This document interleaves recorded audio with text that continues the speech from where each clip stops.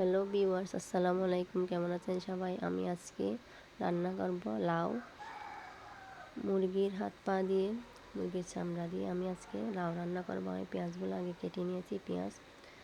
আমি তেলের মধ্যে পেঁয়াজ দিয়ে নিয়েছি। পেঁয়াজগুলো হালকা লাল করে ফেলবো। আমি আদা রসুন পেঁয়াজগুলো আগে ছেঁচে নিয়েছি, একটা দুকুনিতে দুকে নিয়েছি। দেখেন আমি এগুলো দিয়ে নিয়েছি। প্রথমে আমি পেঁয়াজ কুচিগুলো দিয়ে ফেলেছি, তারপর এগুলো বাটা আদা রসুন পেঁয়াজ এগুলো দিয়ে নিয়েছি। এগুলোকে হালকা তেলের মধ্যে ভেজে নিব। তারপর এখানে আমি মরিচ মশলাগুলো নিয়ে নিচ্ছি একটা বাটিতে। প্রথমে লবণ দিয়ে নিলাম, তারপর মরিচ দিয়েছি 2 চামচ, হলুদ দিয়েছি আধা চামচ, তারপরে 2 চামচ দিয়েছি মশলা। তারপরে এগুলো আমি পানি দিয়ে মিক্স করে নিয়েছি। তারপর আমি পেঁয়াজগুলো যখন একটু ভাজা ভাজা হয়ে আসবে, তখন আমি এগুলাকে দিয়ে দিব। দেখেন এগুলোকে আমি পেঁয়াজগুলোকে ভালো করে লাল করে নিচ্ছি। দেখেন এগুলো লাল হয়ে আসলে আমি কিন্তু মরিচ মশলাগুলো দিয়ে নিছি। এগুলোকে আমি ভালো করে কষিয়ে নিব। এটা আমি মাটির চুলায় রান্না করতেছি, সেই জন্য একটু সময় লাগবে। আমি ভালো করে পানি দিয়ে মিক্স করে মরিচ মশলাগুলোকে ভালো করে তেলের মধ্যে দিয়ে নিলাম। দেখেন এগুলোকে ভালো করে কষিয়ে ফেলে তারপর আমি ঘিয়াগুলো দিয়ে দিব। মুরগির হাত পা চামড়াগুলো দিয়ে নিব। দেখেন এগুলো দিয়ে কিন্তু লাউ রান্না করলে অনেক মজা হয়। এগুলোকে আমি ভালো করে মরিচ মশলার সাথে কষিয়ে নিব। দেখেন ভালো করে আমি নেড়ে ছেড়ে দিচ্ছি। এগুলোকে কিছুক্ষণ কষানোর পর তারপর আমি ইয়াগুলা দিয়ে দিব, লাউগুলা। এখানে আমি ভালো করে কষিয়ে নিচ্ছি। এভাবে কষিয়ে রান্না করলে কিন্তু অনেক টেস্ট হয়।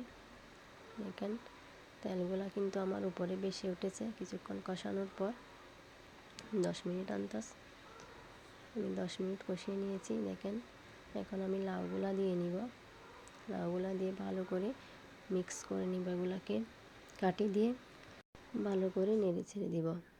দেখেন আমি ভালো করে নেড়ে ছেড়ে দিচ্ছি, যাতে মরিচ মশলাগুলো ভালো করে এর কারণ ভিতর ঢুকে যায়। দেখেন আপনারা কিন্তু এভাবে কষিয়ে নেবেন ভালো করে। এভাবে ভালো করে কষালে কিন্তু এগুলোর স্বাদ কিন্তু অনেক বেড়ে যায়। কষিয়ে রান্না না করলে কিন্তু এগুলা গন্ধ থেকে যায়, এগুলো ভালো লাগে না খেতে। মরিচ মশলার গন্ধ থাকলে কোনো খাবারই খেতে মজা লাগে না। দেখেন আমি এগুলোকে ভালো করে মিক্স করে নিচ্ছি। এভাবেই কিছুক্ষণ কষিয়ে নিব।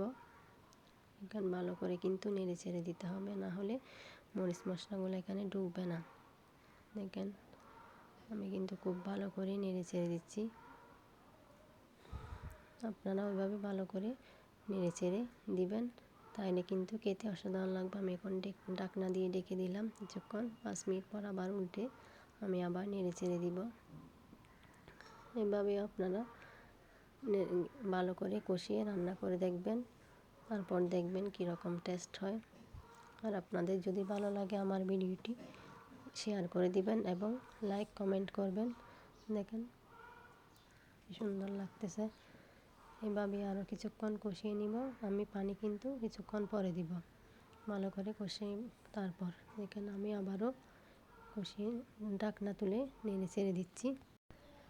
দেখেন আমার মাংস প্রায় কষা হয়ে গেছে। এবার আমি পানি দিয়ে নিচ্ছি। আমার যতটুকু পানি লাগবে আমি পরিমাণ মতো করে দিয়ে নিব। পানিটা হচ্ছে নিজের উপর নির্ভর করে আপনি কতটুকু ঝোল রাখবেন আর কতটুকু রাখবেন না, সেটা আপনার নিজের উপর নির্ভর করে। আমি আমার পরিমাণ মতো সিদ্ধ হয়ে তাকে অল্প অল্প তাকে মতো করে দিয়ে নিছি। দেখেন এবার আবার একটু করে দিয়ে নিচ্ছি, যাতে ভালো করে হয়ে যায়। এভাবে লাউ রান্না করলে কিন্তু অনেক স্বাদ হয়। আমার লাউ রান্না প্রায় শেষ হয়ে আসতেছে। আমি ধনিয়া পাতাগুলো দিয়ে নিলাম। এভাবেই সিদ্ধ হতে হতে যখন ভালো করে সিদ্ধ হয়ে যাবে সবগুলো উপকরণ, তখনই আমি এগুলাকে চুলা থেকে নামিয়ে ফেলবো। দেখেন আমি প্রথমে ধনিয়া পাতাগুলো দিয়ে নিচ্ছি। এগুলো দিয়ে আর কিছুক্ষণ জাল করব। আবারও নেড়ে চেড়ে দিলাম। যতক্ষণ সিদ্ধ না হবে ততক্ষণ পর্যন্ত আমি জাল করব। দেখেন আমার রান্না প্রায় হয়ে এসেছে। দেখেন এগুলা কি দেখতেছেন, মুরগির চামড়াগুলো। এরা কিন্তু তরকারিতে দিলে তরকারিতে একটা তেল বের হয়ে আসে। দেখেন কি সুন্দর উপরে তেল বেশি উঠেছে। ধন্যবাদ সবাইকে।